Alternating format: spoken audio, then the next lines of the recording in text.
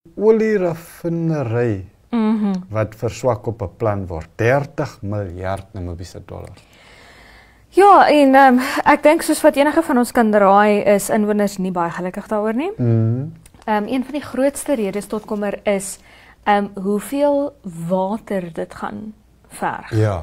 En swak op mond, jy weet, maak dit ook net verskaf net genoeg water aan die dorp en omliggende gebiede vir sy mense. Jy weet. So ja, ons weet dit kom nou eintlik uit die see uit en dan word dit nou ontsout, maar hoe vinnig kan jy water ontsout? So sluit daai 30 miljard dan nou jou ontsoutingsaanleg wat jy ook gaan moet bou in? Dit lyk nie so nie, maar wat my probleem is, kyk, ons praat nou al hieroor. Kyk, ons voorste projek en die een wat die vroegste olie kan lewer, is die Total Energies ontwikkeling. En daai een, dit sal nog tot so 2029, 2030 vat voor hy olie lewer. En sy olie kom nie land toe nie.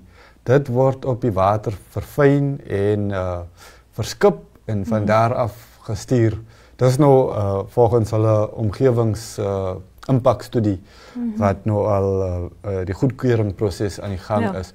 So ek weet nie watter olie vir hierdie mense verfyn in hulle olieraffinery nie. Dalk swak op minder se kookolie, ons weet.